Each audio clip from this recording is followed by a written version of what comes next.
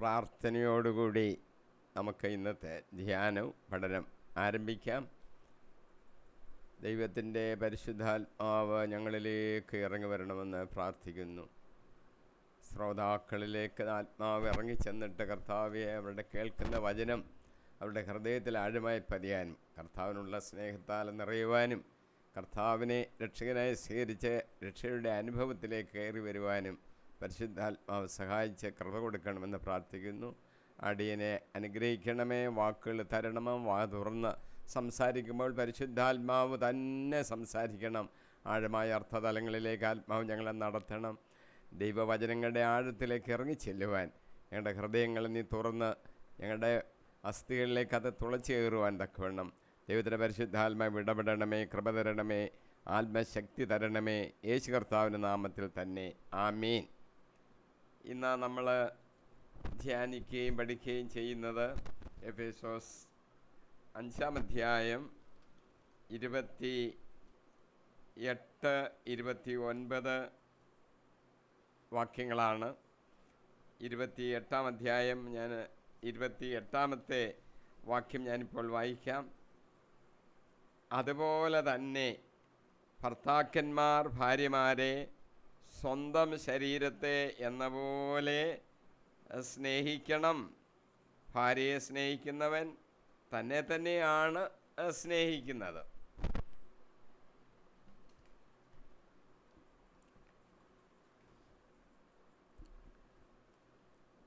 ഉത്തമ ഗീതത്തിലെ മണവാട്ടിയെക്കുറിച്ച് മണവാളൻ പറയുന്ന ചില വാചകങ്ങൾ ഉണ്ട്. ഞാൻ ഒരു വാചകം വായിക്കുകയാണ്. ഉത്തമഗീതം 6-ാം അധ്യായം 10-ാം വാക്യം. ഉഷസ് പോലെ ശോഭിക്കുന്നവളും ചന്ദ്രനെ പോലെ കാന്തിമതിയും സൂര്യനെ പോലെ തേജസ്വിനിയും കൊടിക്കൂറകൾ ഏന്തുന്ന സൈന്യത്തെ പോലെ ഭയങ്കരത്വമുള്ളവളുമായ ഇവൾ ആരാണ്?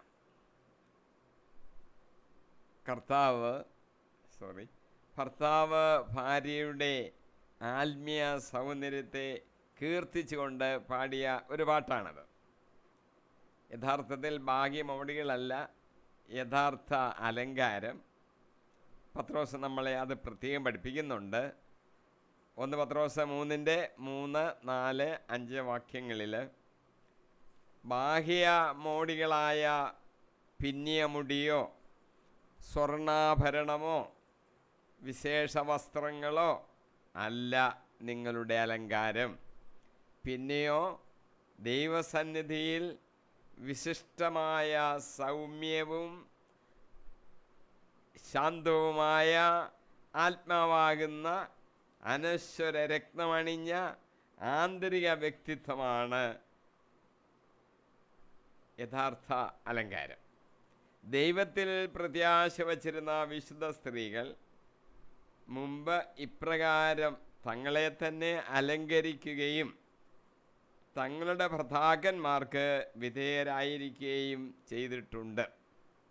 മാതൃകയായി പഴയ നിയമത്തിലൊക്കെ നമുക്ക് ചില പ്രത്യേക സ്ത്രീകളെ കാണാം. അവരെ മാതൃകയായിട്ട് സ്വീകരിക്കണമെന്നാണ് പത്രോസ് നമ്മളോട് പറയുന്നത്. സാറ അബ്രാഹത്തെ യജമാനൻ എന്ന് വിളിച്ചു ബഹുമാനിച്ച് സേവിച്ചതുപോലെ. പിന്നെ അലങ്കാരത്തിൻ്റെ കാര്യം പത്രോസ് എടുത്ത് പറയുന്നുണ്ട്. അത് പിന്നിയ മുടിയോ സ്വർണ്ണാഭരണമോ വിശേഷ വസ്ത്രങ്ങളോ അല്ല അലങ്കാരമെന്ന് പറയുന്നത് എന്ന് എടുത്തു പറഞ്ഞിട്ടുണ്ട്. അന്ന് അത് പറഞ്ഞെങ്കിൽ ഇന്നത്തെ സ്ഥിതി നമുക്കറിയാമല്ലോ. അത്രമാത്രം പണവും ചെലവാക്കി ശരീരത്തെ വേണ്ടാത്ത വിധത്തിലൊക്കെ അലങ്കരിച്ച് കൊണ്ടുവരുന്ന സ്ത്രീജനങ്ങളുണ്ട് എന്ന് അറിയാം. അവർ ഈ വചനം പഠിക്കണം. ആന്തരികമായ വിശുദ്ധീകരണമാണ് അലങ്കാരം എന്ന് പറയുന്നത് കൊണ്ട് ക്രിസ്ത്യാനികൾ ഉദ്ദേശിക്കുന്നത് എന്ന് പ്രത്യേകം മനസ്സിലാക്കണം. ക്രിസ്ത്യാനികൾ വിശ്വാസിയുടെ പരമലക്ഷ്യമെന്ന് പറയുന്നത് തന്നെ ക്രിസ്തുവിന് സദൃശമായ സൗന്ദര്യമാണ്. റോമ 8:29 പൗലോസ് എഴുതിയിരിക്കുകയാണ്, അവിടുന്ന് മുൻകൂട്ടി അറിഞ്ഞവരെ തൻ്റെ പുത്രൻ്റെ സാദൃശ്യത്തോടെ അനുരൂപരാക്കാൻ മുൻകൂട്ടി നിശ്ചയിക്കുകയും ചെയ്തു. ഇത് തൻ്റെ പുത്രൻ അനേക സഹോദരരിൽ ആദ്യജാതനാകുന്നതിന് വേണ്ടിയാണ്. നമ്മൾ ആരെപ്പോലെ സദൃശമാകും? യേശു ക്രിസ്തുവിനെ പോലെ. അത് ചുമ്മാ ആകുന്നതല്ല, മുൻകൂട്ടി തിരഞ്ഞെടുത്തിരിക്കുകയാണ്. തിരഞ്ഞെടുക്കപ്പെട്ടവരെ ക്രിസ്തുവിൻ്റെ ആ സാദൃശ്യത്തിലേക്ക്, സൗന്ദര്യത്തിലേക്ക്, ആ രൂപത്തിലേക്ക് ഇങ്ങനെ രൂപാന്തരപ്പെടുത്തിക്കൊണ്ടിരിക്കുകയാണ് എന്നായി പറഞ്ഞതിൻ്റെ അർത്ഥം. അപ്പോൾ നാം ക്രിസ്തുവിൻ്റെ ഛായയ്ക്ക് അനുസൃതമായി മാറും. അപ്പോൾ ആദ്യജാതനും നമ്മൾ സഹോദരങ്ങളുമാണ് എന്ന് വ്യക്തമാകും. 2 കൊരിന്ത്യർ 3:8 പൗലോസ് പറഞ്ഞിരിക്കുന്നു, കർത്താവിൻ്റെ മഹത്വം കണ്ണാടിയിലെന്ന പോലെ മൂടുപട അണിയാത്ത മുഖത്ത് പ്രതിഫലിക്കുന്ന നാം എല്ലാവരും അവിടുത്തെ സാദൃശ്യത്തിലേക്ക്, മഹത്വത്തിൽ നിന്ന് മഹത്വത്തിലേക്ക് രൂപാന്തരപ്പെട്ടുകൊണ്ടിരിക്കുകയാണ്. നമ്മളെ രൂപാന്തരപ്പെട്ടുകൊണ്ടിരിക്കുകയാണ്. ഒറ്റ നിമിഷം കൊണ്ടേ രൂപാന്തരം ഉണ്ടാകുമല്ല, അതങ്ങനെ സംഭവിച്ചുകൊണ്ട് ഇരിക്കുകയാണ്. ഫിലിപ്പിയർ 3:21 പൗലോസ് വീണ്ടും എഴുതിയിരിക്കുന്നു, സകലത്തെയും തനിക്ക് കീഴ്പ്പെടുത്തുവാൻ കഴിയുന്ന ശക്തി വഴി അവൻ നമ്മുടെ ദുർബല ശരീരത്തെ തൻ്റെ മഹത്വമുള്ള ശരീരം പോലെ രൂപാന്തരപ്പെടുത്തും. ഇപ്പോൾ നമ്മുടെ ശരീരത്തെക്കുറിച്ച് പറഞ്ഞിരിക്കുന്നത് ദുർബല ശരീരമാണെന്ന്. ശരീരത്തിൽ പല ദുർബലതകളുമുണ്ട്. രോഗികളുള്ളവർ ധാരാളമുണ്ട്.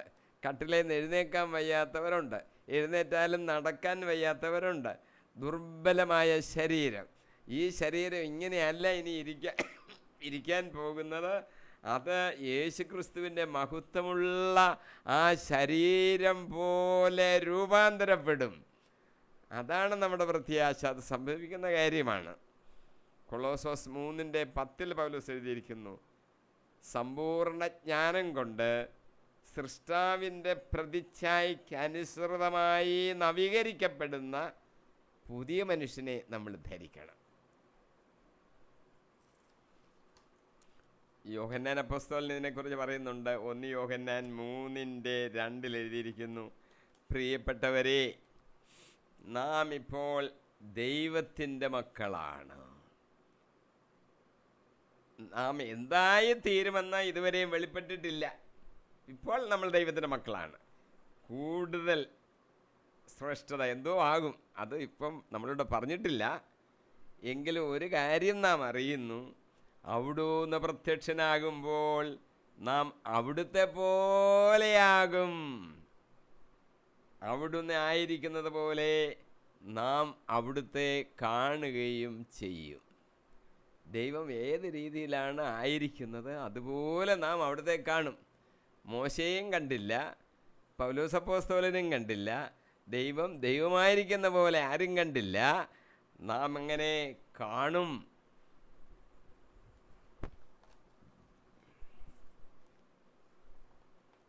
ഭാര്യയുടെയും ഭർത്താവിൻ്റെയും സൗന്ദര്യം കർത്താവിൻ്റേതുപോലെ ആയിരിക്കുമ്പോൾ തീർച്ചയായിട്ടും പരസ്പരം സ്നേഹിക്കുന്നതിന് അത് പ്രോത്സാഹനമാകും.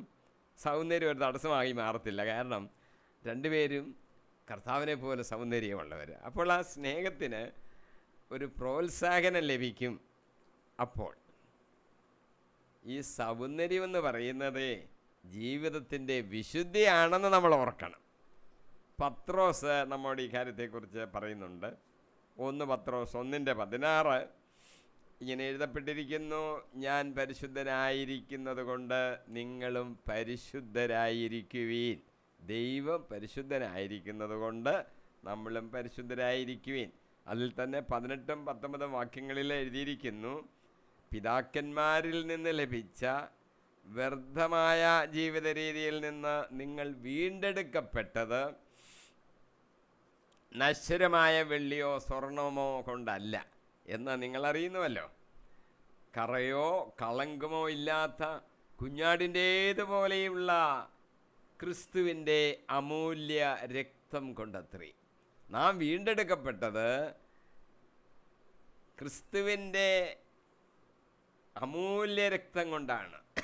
കുഞ്ഞാടുമായിട്ട് ബന്ധപ്പെടുത്തി പറയാൻ കാരണം, പാപപരിഹാര ബലിക്ക് കുഞ്ഞാടിനെ അർത്ഥമല്ലോ കളങ്കവും കറയുമില്ലാത്ത കുഞ്ഞാടിനെ നോക്കി തിരഞ്ഞെടുത്ത ബലിയർപ്പിക്കും.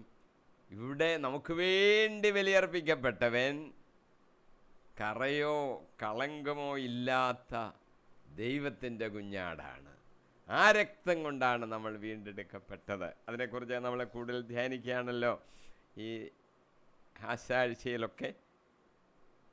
ഹെബ്രായ ലേഖനം 12:10 പറഞ്ഞിരിക്കുന്നു, ഭൗതിക പിതാക്കന്മാർ തങ്ങളുടെ ഇഷ്ടമനുസരിച്ച് കുറച്ച് സമയം നമ്മളെ പരിശീലിപ്പിച്ചു.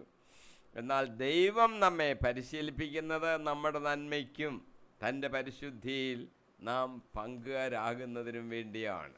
ഭൗതിക ലോകത്ത് നമ്മുടെ പിതാക്കന്മാർ മക്കളെ വളർത്തുമ്പോൾ അവർക്ക് പിതാക്കന്മാർ തന്നെ 10-75 വയസ്സ് വരെയൊക്കെ ജീവിച്ചിരിക്കുന്നുള്ളൂ. അപ്പോൾ ആ കാലത്ത് താൽക്കാലികമായിട്ടുള്ള ഒരു പഠിപ്പീര അവർ ചെയ്യുന്നത് പിള്ളേരെ നല്ലതായിട്ട് വളർത്തുന്നു. ആത്മീയമായിട്ടും ലൗകികമായിട്ടൊക്കെ അവരെ വളർത്തിയെടുക്കുന്നു, നല്ലത് തന്നെ. പക്ഷേ ദൈവം നമ്മളെ വളർത്തിയെടുക്കുന്നത് നിത്യമായി അവനോടുകൂടി ആയിരിക്കാനും ആ പരിശുദ്ധിയിൽ നമ്മൾ വളർന്നു വരുന്നതിനും വേണ്ടിയാണ്. ഇനി വൈവാഹിക സ്നേഹത്തെക്കുറിച്ച് ആ വാക്യത്തിൽ നമ്മൾ അല്പം കൂടെ ചിന്തിക്കണം. ബൈബിള് നമുക്ക് അതിന് ചില മാതൃകളായിട്ടുള്ള ആൾക്കാരെ ചൂണ്ടിക്കാണിക്കുന്നുണ്ട്. വൈവാഹിക സ്നേഹത്തിന് ചില അനുഗ്രഹങ്ങൾ, കൃപകൾ, ഫലങ്ങളൊക്കെ ഉണ്ട്. ഒന്ന്, അത് നമുക്ക് ആശ്വാസം നൽകുന്നതാണ്. ആശ്വാസം ഇല്ലാതെ എത്രയോ പേരെ മനസ്സിൽ വിഷമിച്ച് നടക്കുന്നത് നമുക്ക് ആശ്വാസം നൽകുന്ന ഒരു കാര്യമാണ് സ്നേഹം. സാറ മരിച്ചതിന് ശേഷമാണല്ലോ ഇസ്ഹാക്കിൻ്റെ വിവാഹം നടന്നത്.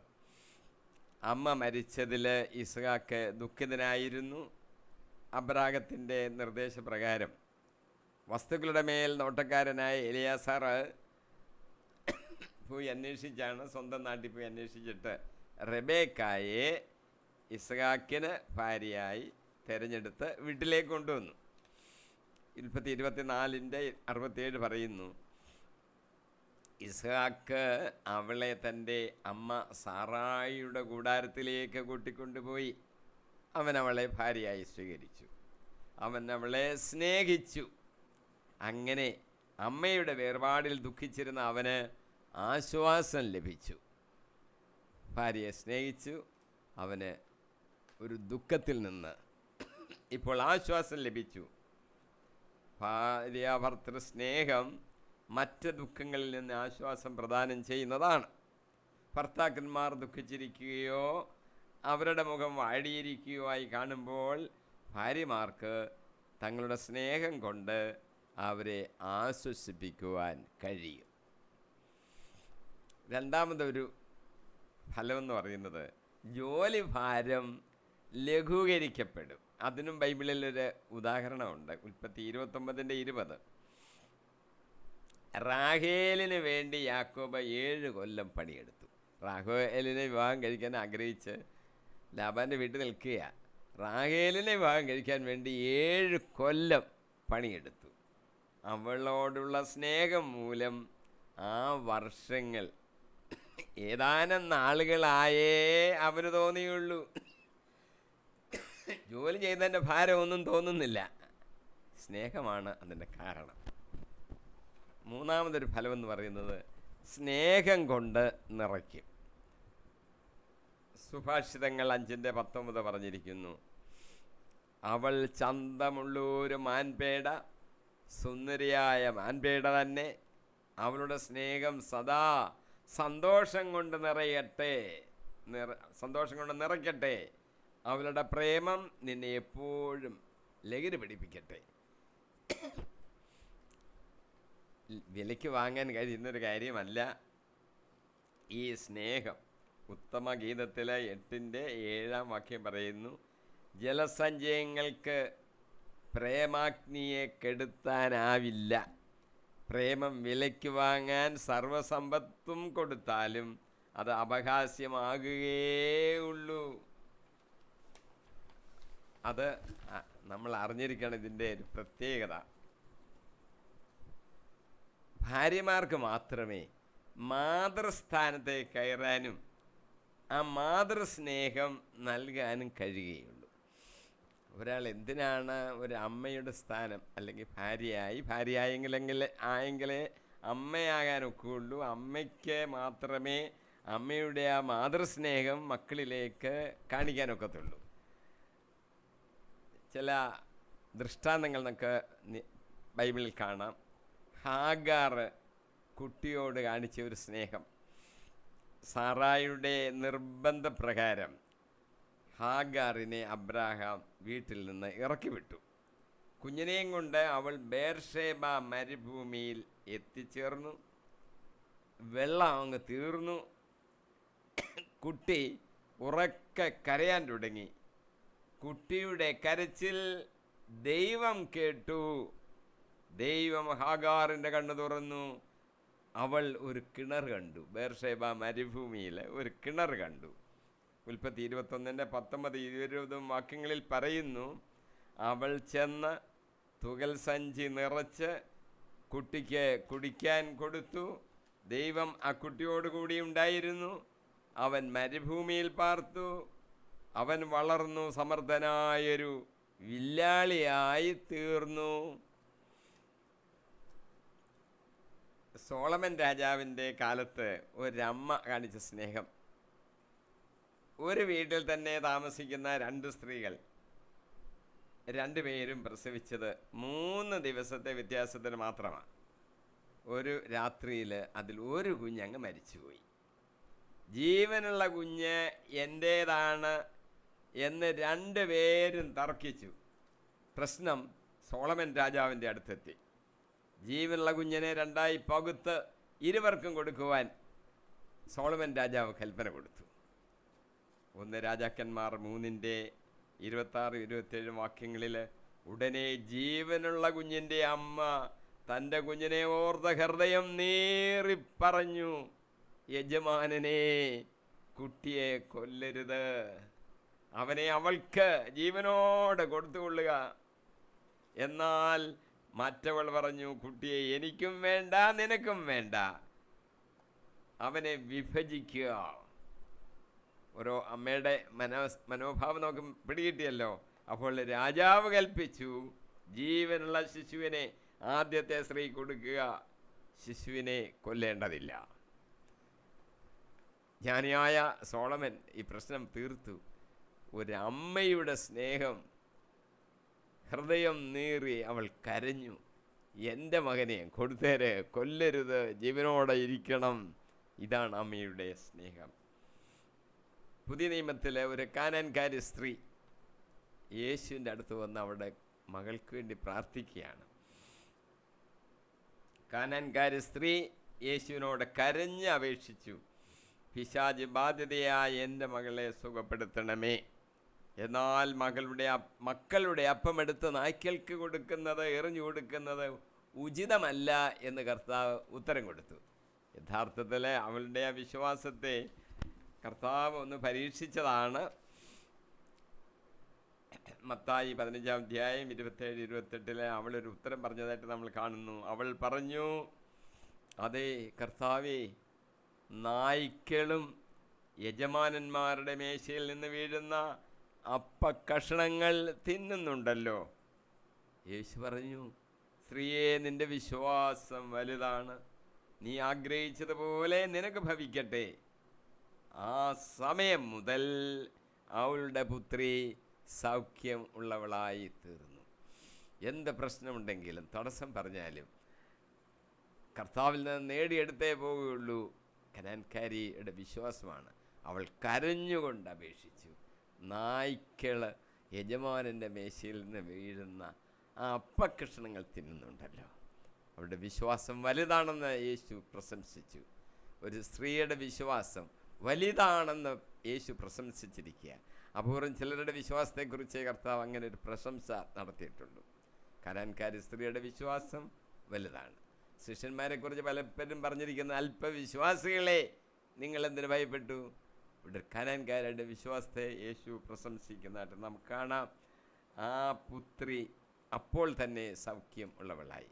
വിശ്വാസത്തോടുകൂടി പ്രാർത്ഥിക്കുന്ന സകലതും നമുക്ക് ലഭ്യമാകും, തരാമെന്ന് കർത്താവിൻ്റെ വാഗ്ദാനമുണ്ട്. ഇനി നമ്മൾ ഭർത്താക്കന്മാരെ കുറിച്ചുകൂടെ ഒന്ന് ചിന്തിക്കാൻ പോവുകയാണ്. ഭർത്താക്കന്മാർക്ക് മാത്രമേ പിതൃസ്ഥാനത്തേക്ക് ഉയരുവാനും പിതൃസ്നേഹം കാണിക്കുവാനും കഴിയുകയുള്ളൂ. ചിലർ വിവാഹം കഴിക്കുന്നില്ലെന്ന് പറഞ്ഞ് ചില പുരുഷന്മാരെ നിൽപ്പുണ്ട്. പക്ഷേ മക്കളെ സ്നേഹിച്ച് ഒരു പിതാവിൻ്റെ സ്നേഹത്തിലേക്ക് പ്രകടിപ്പിക്കാൻ മക്കളോട് കാണിക്കണമെന്നുണ്ടെങ്കിൽ ഭർത്താക്കന്മാർ, അവർ വിവാഹിതരായ പുരുഷന്മാർ, അവർക്ക് മക്കളുണ്ടാകും, അവരുടെ പിതൃസ്നേഹം മക്കളോട് കാണിക്കാൻ സാധിക്കും. അല്ലെങ്കിൽ അവർക്കതിന് സാധ്യതയില്ല. പിതൃസ്നേഹം കാണിച്ച ചില ദൃഷ്ടാന്തങ്ങൾ ബൈബിളിലുള്ളത് നമ്മൾ നോക്കുകയാണ്. ലാബാനെക്കുറിച്ച്. ലാബാൻ്റെ മോളെ ലേയും റാഹേലുമാണല്ലോ യാക്കോബ് കല്യാണം കഴിച്ചത്. അങ്ങനെ ഇരിക്കുമ്പോൾ യാക്കോബ് രണ്ടുപേരെയും പിള്ളേരെ പരിചാരികയും എല്ലാവരും കൂടെ ഒളിച്ചോടിങ്ങി പോരുകയായിരുന്നു, പറയാതെ തന്നെ. യാക്കോബ് തൻ്റെ ഭാര്യമാരായ ലാബാൻ്റെ പുത്രിമാരെയും കൊണ്ട് ഒളിച്ചോടുകയായിരുന്നു.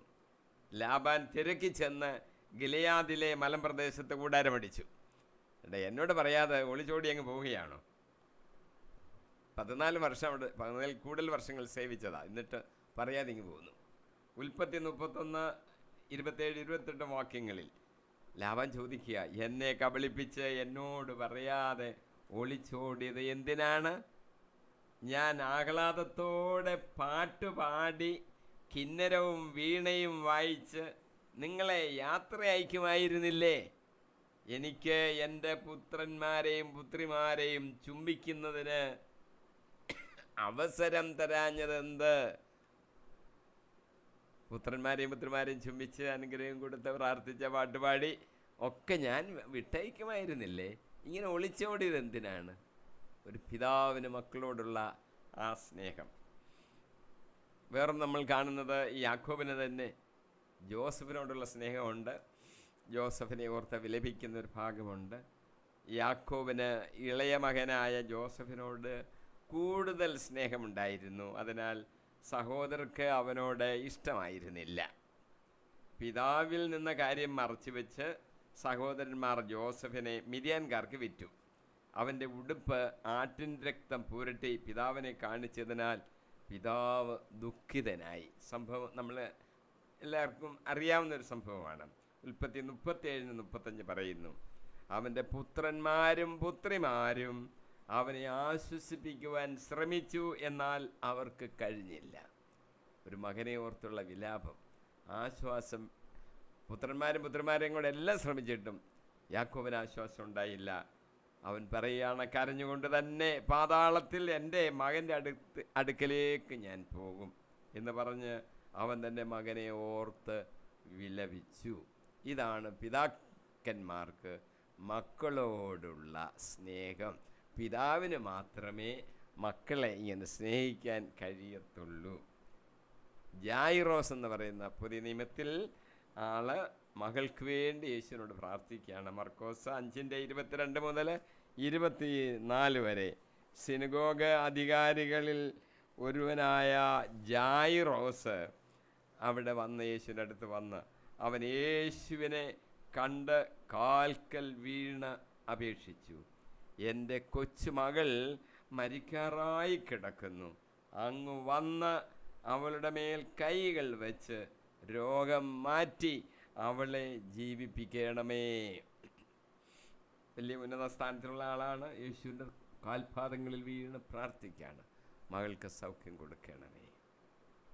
ഉണ്ടോ? ഒരു പിതാവിന് തൻ്റെ മകളോടുള്ള സ്നേഹമാണ് നമ്മളിവിടെ കാണുന്നത്. ധൂർത്തപുത്രൻ്റെ ഉപമ പറയുമ്പോൾ നമുക്കും ഈ ഒരാശയം നമുക്ക് മനസ്സിലാകും. പിതാവിൽ നിന്നും തൻ്റെ ഓഹരി വാങ്ങിക്കൊണ്ട് ദൂരദേശത്തേക്ക് പോയ ഇളയ മകൻ തിരികെ പിതാവിൻ്റെ അടുക്കലേക്ക് വന്നു. ലൂക്കോസ് 15:20. അവൻ എഴുന്നേറ്റ്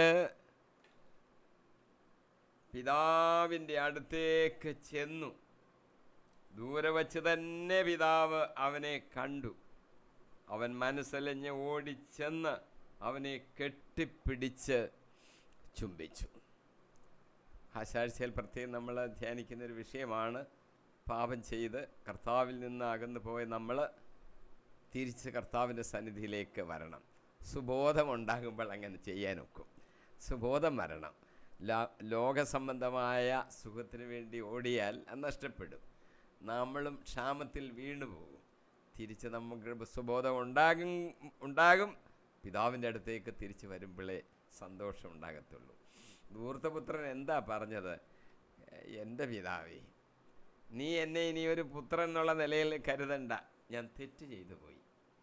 ഇനി നിൻ്റെ വേലക്കാർ ധാരാളം പേര്, അവരെത്രമാത്രം സന്തോഷത്തോടും സുഖത്തോടും ഭക്ഷണമൊക്കെ കഴിച്ച് ഇവിടെ ജീവിക്കുക. അവരിൽ ഒരാളായിട്ട് എന്നെ അങ്ങ് ആക്കിയാൽ മതി. ഞാനും ഒരു വേലക്കാരനായിട്ട് ഇവിടെ നിന്നോളാം. എൻ്റെ മകനെ എന്നാണ് കെട്ടിപ്പിടിക്കുന്നു, ചുംബിക്കുന്നു, മോതിരമണിയിക്കുന്നു, വലിയ സദ്യ നടത്തുന്നു, കൊഴുത്ത കാളയെ കൊണ്ടുവന്ന് കൊല്ലുന്നു, ആഹ്ലാദിക്കുന്നു. എൻ്റെ മകൻ മരിച്ചവനായിരുന്നു, അവൻ ജീവനോടെ തിരിച്ചു കിട്ടി. മരിച്ചവൻ എങ്ങനെ മരിക്കുന്നു? പാപം ചെയ്തവരെല്ലാം മരിച്ചവരാ, ആത്മീയമായി മരിച്ചവരാ. നിത്യജീവൻ അവർക്ക് ഇല്ലാതായിപ്പോയിരിക്കുക, ജീവൻ നഷ്ടപ്പെട്ടിരിക്കുക. തിരിച്ചു വരണം, മാനസാന്തരപ്പെടണം.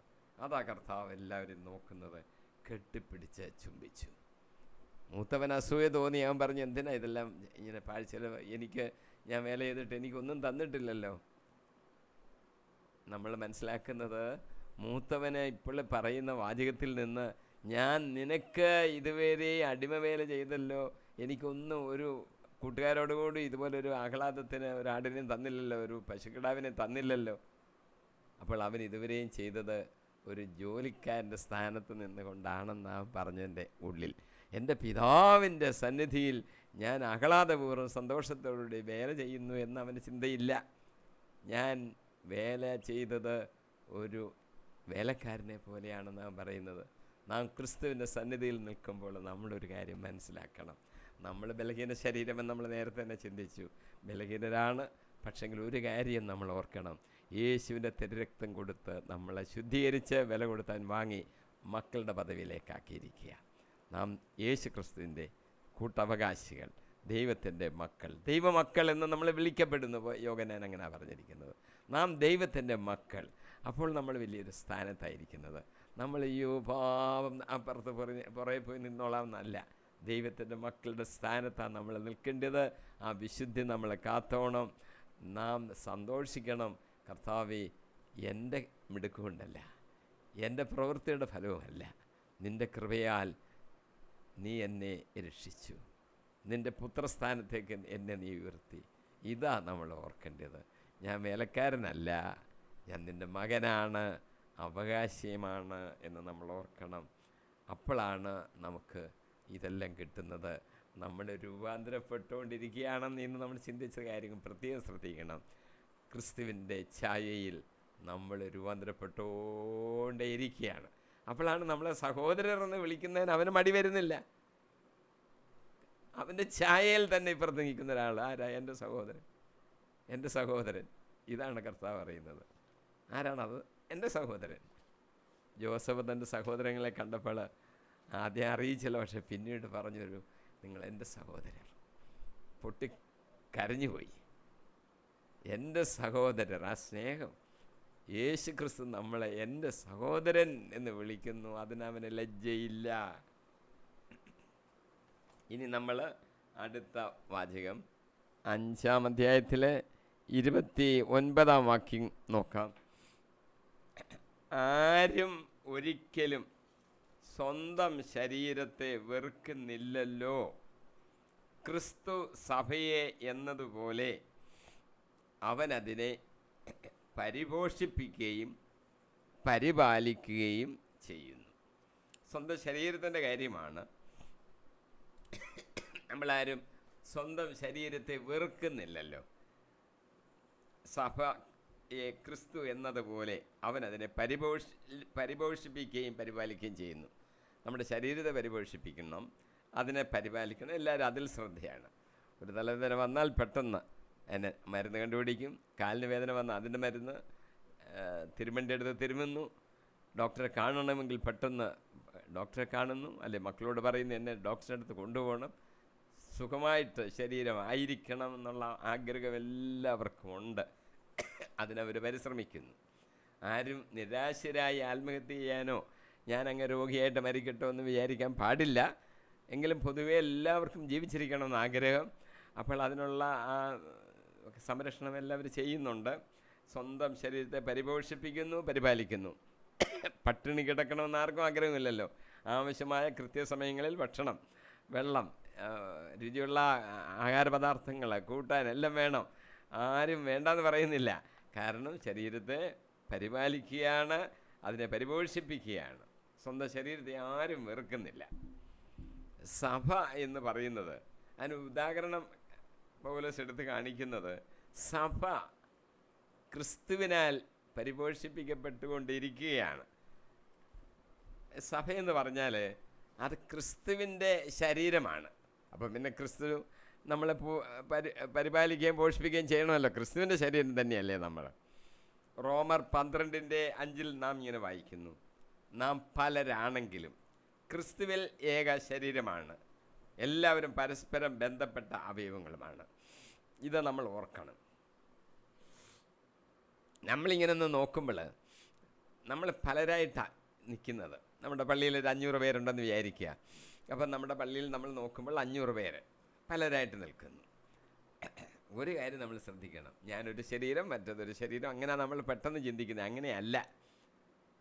നമ്മൾ ക്രിസ്തുവിൽ ഒരു ശരീരം. ആരാണ് തല? ക്രിസ്തു തല. നമ്മൾ ഓരോരുത്തരും ഓരോ അവയവം, ഒരാൾ കയ്യ്, ഒരാൾ കണ്ണ്, ഒരാൾ മൂക്ക്, ഒരാൾ ചെവി, അങ്ങനെ ഓരോ അവയവങ്ങളായിട്ട് ഓരോരുത്തർ നിൽക്കുകയാണ്. ദൈവമാണ് തീരുമാനിച്ചിരിക്കുന്നത്. എല്ലാം കൂടെ ഒരു ശരീരം ഒരവയവമായിരുന്നെങ്കിൽ ഒരു മനുഷ്യൻ അങ്ങനെ ഇരിക്കാൻ ഒക്കുമോ? അദ്ദേഹത്തിന് തല വേണം, ചെവി വേണം, വാ വേണം, മൂക്ക് വേണം, കണ്ണ് വേണം, കാല് വേണം. ശരീരത്തിന് പ്രത്യേകമായ അവയവങ്ങളുണ്ടെങ്കിലേ അതൊന്നിച്ചാകുമ്പോൾ ഒരു മനുഷ്യ ശരീരമായി മാറുന്നുള്ളൂ. അപ്പോൾ നമ്മൾ ക്രിസ്തുവിൽ ഒരു ശരീരമാണ്. എല്ലാവരുമോ പരസ്പരം ബന്ധപ്പെട്ട അവയവങ്ങളുമാണ്. അപ്പോൾ എല്ലാവരും എന്താണ് അവിടെ നിൽക്കുന്നില്ല, 500 പേര് നിൽക്കുന്നില്ല. എന്താണ്? അവയവങ്ങളാണ്, ക്രിസ്തുവിൻ്റെ അവയവങ്ങൾ.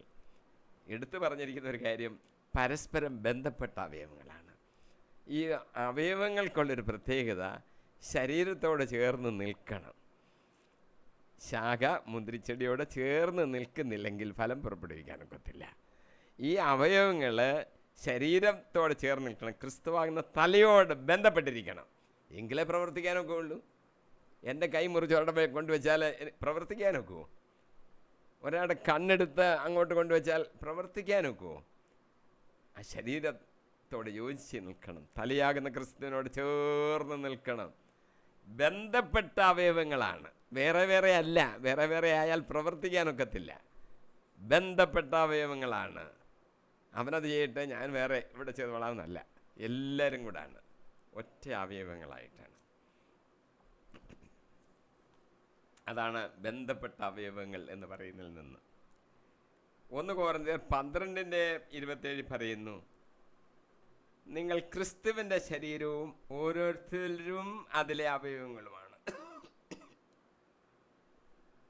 നേരത്തെ റോമക്കാരോട് പറഞ്ഞ അതേ ആശയമാണ് കൊരിന്ത്യരോടും പൗലോസ് പറയുകയാണ്, നിങ്ങൾ ക്രിസ്തുവിൻ്റെ ശരീരമാണ്,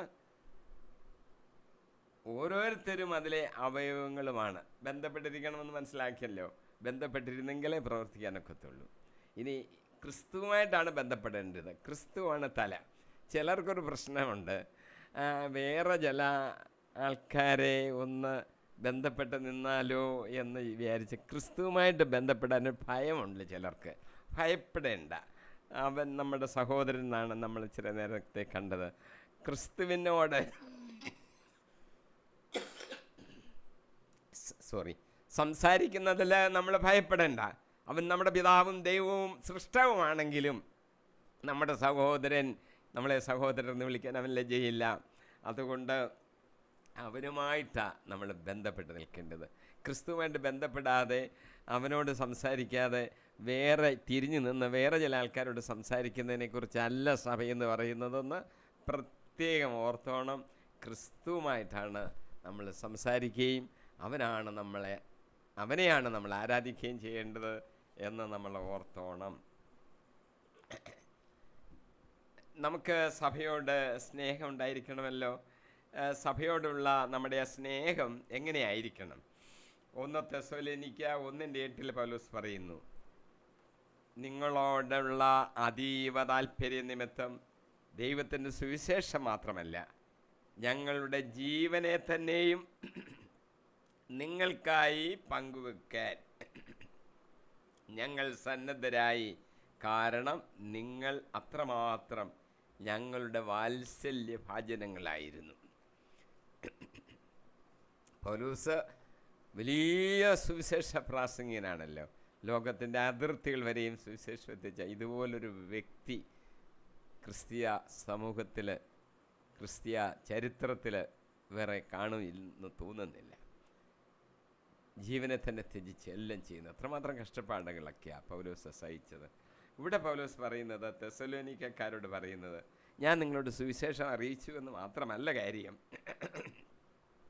ഞങ്ങളുടെ ജീവനെ തന്നെയും നിങ്ങൾക്കായി പങ്കുവെക്കാൻ ഞങ്ങൾ സന്നദ്ധരായി. അതിനൊരു കാരണമുണ്ട്. നിങ്ങൾ അത്രമാത്രം ഞങ്ങളുടെ സ്നേഹഭാജനങ്ങളായിരുന്നു. എങ്ങനെയാണ് ഈ വിശ്വാസികളെ പൗലോസ് കണക്കാക്കിയത്? സ്നേഹഭാജനങ്ങളായിട്ട്. ഒരു ഇടവക നടത്തുന്ന ഇടവകയുടെ അധികാരി ജനങ്ങളുമായിട്ട് വിശ്വാസികളുമായിട്ട് എങ്ങനെയാണ് പെരുമാറേണ്ടത്? ഞാൻ ഭരണകർത്താവ്, ഞാൻ ഭരിക്കുകയാണെന്നല്ല, സ്നേഹഭാജനങ്ങളായിട്ട് കണക്കാക്കണം. അപ്പോഴാണ് സ്നേഹവും ഐക്യവും നിലനിൽക്കുന്നത്. സ്നേഹഭാജനങ്ങൾ. നിങ്ങൾ സ്നേഹഭാജനങ്ങളായതുകൊണ്ട് ഞങ്ങളുടെ ജീവനെ തന്നെയും പങ്കുവയ്ക്കാൻ ഞങ്ങൾ സന്നദ്ധരായി.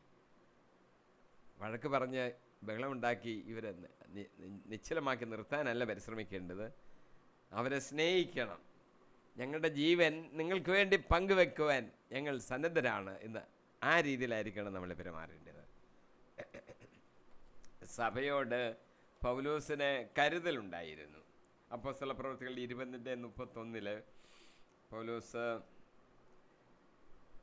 എഫേസോസിലെ ശ്രേഷ്ഠന്മാരെയൊക്കെ വിളിച്ച് തിരിച്ചുള്ളൊരു യാത്രയിൽ വീണ്ടും എഫേസോസിൽ കയറി എല്ലായിടത്തും ഒന്നും പോകാൻ സമയമില്ലായിരുന്നു. ശ്രേഷ്ഠന്മാരെ ഒന്ന് വിളിച്ചു കൂട്ടി അവരോടൊരു കാര്യം പറയുകയാണ്. 20:31 അപ്പോസ്തലപ്രവൃത്തികൾ. അതിനാൽ നിങ്ങൾ ജാഗ്രതയുള്ളവരായിരിക്കുവിൻ. 3 വർഷം അവിടെ എഫേസോസിൽ പ്രവർത്തിച്ച ആളാണ് പൗലോസ്. രാപ്പകൽ കണ്ണുനീരോടുകൂടെ നിങ്ങൾ ഓരോരുത്തരെയും ഉപദേശിക്കുന്നതിൽ നിന്ന് ഞാൻ വിരമിച്ചിട്ടില്ല എന്ന് അനുസ്മരിക്കുവീൻ. നിങ്ങളൊരു കാര്യം ഓർക്കണം, ഞാൻ 3 വർഷം നിങ്ങൾക്ക് ഉപദേശങ്ങളൊക്കെ തന്നു. എങ്ങനെയാണ്? കണ്ണുനീരോടുകൂടി. അയ്യോ, അങ്ങനെ നമുക്ക് ഉപദേശം തരുന്ന ആൾക്കാരുണ്ടോ? 3 വർഷം രാപ്പകൽ കണ്ണുനീരോടുകൂടി നമ്മളെ ഉപദേശിക്കുന്നു. അതാ പൗലോസ് ചെയ്തത്. അത്ര സ്നേഹമാണ് നമ്മളോട് കാണിച്ചത്. അത് നിങ്ങൾ അനുസ്മരിക്കണമെന്നൊരു വാക്കാണ് പൗലോസോട് പറയുന്നത്. അനുസ്മരിക്കുക, നമ്മളത് ഓർക്കണം. നമുക്ക് ഉപദേശങ്ങൾ തന്ന് നമ്മളെ പഠിപ്പിച്ച് ആത്മീയമായ വളർച്ച വരുത്തിയ നമ്മുടെ ആത്മീയ ഗുരുക്കന്മാരെ നമ്മൾ അനുസ്മരിക്കണം. അല്ലാതെ നമ്മളങ്ങ് നന്ദി രഹിതരായി പോകരുത്. നമ്മുടെ സ്കൂളിലെ അധ്യാപകരെ നമ്മൾ അനുസ്മരിക്കണം. നമുക്ക് ജ്ഞാനവും ഒക്കെ തന്നത് അവരല്ലേ. നമ്മളെ സഹായിച്ച എല്ലാ വ്യക്തികളെയും നമ്മൾ അനുസ്മരിക്കണം.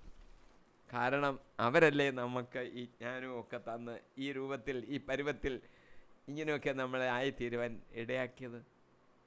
അനുസ്മരിക്കണം. നമ്മളെ സഹായിച്ചവരെയെല്ലാം. ജീവിതത്തിൽ പല വിധത്തിൽ പലരും നമ്മളെ സഹായിക്കുന്നുണ്ട്, സഹായിച്ചിട്ടുണ്ട്. അവരെ നമ്മൾ അനുസ്മരിക്കണം. 29-ാമത്തെ വാക്യത്തിൽ പൗലോസ് എഴുതിയിരിക്കുന്നു, ആരും ഒരിക്കലും സ്വന്തം ശരീരത്തെ വെറുക്കുന്നില്ലല്ലോ. മാലാഖമാർക്ക് ഇല്ലാത്തതും എന്നാൽ മനുഷ്യനെ ഉള്ളതുമായ പ്രത്യേകതയാണ് ഈ ശരീരം എന്ന് പറയുന്നത്. ദൈവം തൻ്റെ ഛായയിലും സ്വരൂപത്തിലും മനുഷ്യനെ സൃഷ്ടിക്കുമ്പോഴും, മനുഷ്യന് ശരീരത്തോടുകൂടിയാണ് മനുഷ്യനെ സൃഷ്ടിച്ചിരിക്കുന്നത്. ഉൽപ്പത്തി 2:7 സൃഷ്ടിയെക്കുറിച്ച് പറഞ്ഞിട്ടുണ്ട്. ദൈവമായ കർത്താവ് ഭൂമിയിലെ പൂഴി കൊണ്ട് മനുഷ്യനെ രൂപപ്പെടുത്തുകയും ജീവൻ്റെ ശ്വാസം അവൻ്റെ നാസാരന്ധ്രങ്ങളിലേക്ക് നിശ്വസിക്കുകയും ചെയ്തു. അങ്ങനെ മനുഷ്യൻ ജീവനുള്ളവനായി തീർന്നു. ഉൽപ്പത്തി 2:21 പറയുന്നു, 21, 22 വാക്യങ്ങൾ. ദൈവമായ കർത്താവ് മനുഷ്യനെ ഗാഢനിദ്രയിൽ ആഴ്ത്തി ഉറങ്ങിക്കിടന്ന അവൻ്റെ വാരിയെല്ലുകളിൽ ഒന്ന് എടുത്തതിന് ശേഷം അവിടെ മാംസം കൊണ്ട് മൂടി മനുഷ്യനിൽ നിന്ന് എടുത്ത വാരിയെല്ല് കൊണ്ട് അവിടുന്ന് ഒരു സ്ത്രീക്ക് രൂപം കൊടുത്തു അവളെ അവൻ്റെ മുമ്പിൽ കൊണ്ടുവന്നു. അങ്ങനെ ആദവും ഹവ്വായും സൃഷ്ടിക്കപ്പെട്ടു. ചിന്താശക്തി, ജ്ഞാനം, അന്വേഷണത്തിനുള്ള കഴിവ്, പുതിയത് കണ്ടുപിടിക്കാനുള്ള കഴിവ്, വികസനങ്ങൾ നടത്താനുള്ള കഴിവ്, തിരഞ്ഞെടുപ്പിനുള്ള കഴിവ്, നല്ലതേതാ തെറ്റേതാ അതൊക്കെ മനസ്സിലാക്കാനുള്ള കഴിവ്. അതാണല്ലോ നന്മതിന്മകളെക്കുറിച്ചുള്ള അറിവിൻ്റെ ഭക്ഷണം തിന്നപ്പോൾ ആദത്തിനും ഹവ്വായ്ക്കും പെട്ടെന്നുണ്ടായെന്ന് ഈ പറയുന്നത്. വേദന സഹിക്കാനുള്ള കഴിവ്, ഇതെല്ലാം മനുഷ്യനുണ്ട്. ആത്മാവ് ശരീരത്തിൽ നിന്ന് വേർപെടുന്ന സമയത്തെയാണ് നമ്മൾ മരണം എന്ന് പറയുന്നത്. എല്ലാം പൂർത്തിയാക്കി എന്ന പിതാവിനോട് പറഞ്ഞിട്ട് തൻ്റെ ആത്മാവിനെ പിതാവിങ്കിലേക്ക് ഏൽപ്പിച്ചു കൊടുത്തുകൊണ്ടാണ് കുരിശിൽ വെച്ച് യേശു മരിച്ചത്. പിതാവ് എല്ലാം പൂർത്തിയാക്കി. അവൻ തൻ്റെ ആത്മാവിനെ പിതാവിൻ്റെ കരങ്ങളിലേക്ക് ഏൽപ്പിച്ചു. യേശു തലചായിച്ച് മരിച്ചു. നമ്മുടെ പാപപരിഹാരത്തിനായി ബലിയർപ്പിക്കുവാൻ അതിനാണല്ലോ യേശു വന്നത്.